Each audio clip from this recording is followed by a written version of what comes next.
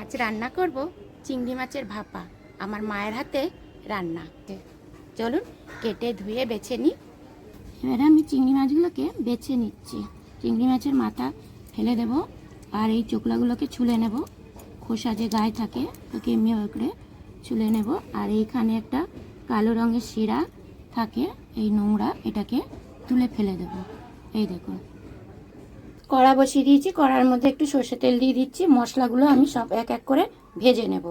দিচ্ছি প্রথমে জিরে, ধনে, দু রকমের সর্ষে দিচ্ছি, দু রকমের মধ্যে সর্ষে দিচ্ছি। আর দিচ্ছি একটা আম কেটে দিয়েছি, এই যে আম দিচ্ছি। আমি পেঁয়াজ কুচি, কাঁচা লঙ্কা, আদা কুচি, রসুন, শুকনো লঙ্কা, তেজপাতা সব আমি ভেজে নেব, ভেজে তুলে বেটে নেব।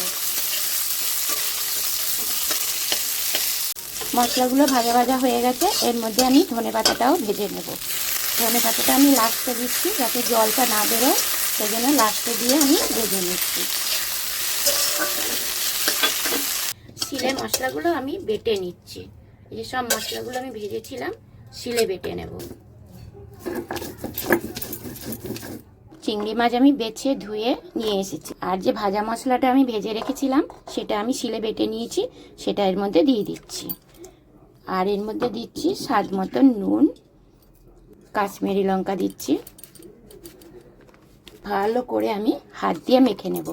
হাতে হচ্ছে স্বাদ, হাত দিয়ে মাখলেই স্বাদ বেরোবে আরও বেশি। এবারে আমি এর মধ্যে আমি সর্ষে তেল দেব, কাঁচা তেল দেব। সর্ষে তেল আমি চিরিনি, আমি আস্ত দিয়েছি। আমাদের লোকটা কেউ বেশি ঝাল খায় না, আপনারা বেশি ঝাল খেলে এর থেকে বেশি ঝাল দেবেনও, আর কাঁচা লঙ্কাগুলো চিড়ে দেবেন। এবারে আমি ঢাকা দিয়ে রাখছি 5 মিনিটের জন্য। দেখুন, আগে আমি কড়া বসিয়ে দিয়েছি, কড়ার মধ্যে জল দিয়ে দিয়েছি। কড়ায় জল গরম হয়ে গেছে।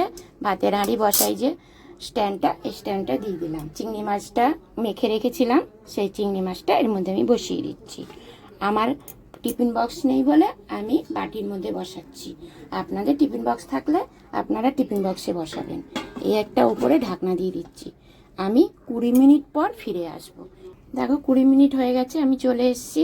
ঢাকনাটা খুলছি, দেখি কি সেন্ট বেরোচ্ছে একটা।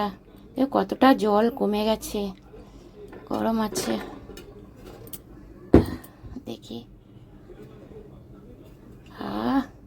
খুব সুন্দর হয়েছে। আপনাদেরকে নামিয়ে আমি দেখাচ্ছি কত সুন্দর হয়েছে, কত কালারটা হয়েছে। আপনারা এইভাবে বাটিতেও তৈরি করতে পারবেন টিফিন বক্স না থাকলে। আমার এই রেসিপিটা অবশ্যই কমেন্ট বা লাইক করে দেবেন। আমার মায়ের হাতের চিংড়ি মাছের রেসিপি আমি বানিয়েছি নিজের হাতে। আমি আর লোভ সামলাতে পারছি না, আমার জোর খিদে পেয়ে গেছে। আমি ভাত বেড়ে নিচ্ছি। আমি আগে খেয়ে নেব, তারপরে বাড়ির লোক খাবে। এখনও বাড়ির লোক দোকান থেকে ফেরেনি। দোকান থেকে আসলে বাড়ির লোককে খেতে পাটা কত ভালো হয়েছে। এই দেখুন, আপনারা অবশ্যই এইভাবে একবার করে খেয়ে দেখবেন। আমি একটু খেয়ে দেখি কেমন হলো। আমার মায়ের হাতের রান্না আমি তো করেছি। আমার মা এরকমভাবে স্বাদের রান্না করে আমাদেরকে খাওয়াতো, অনেক বিভিন্ন রকমের।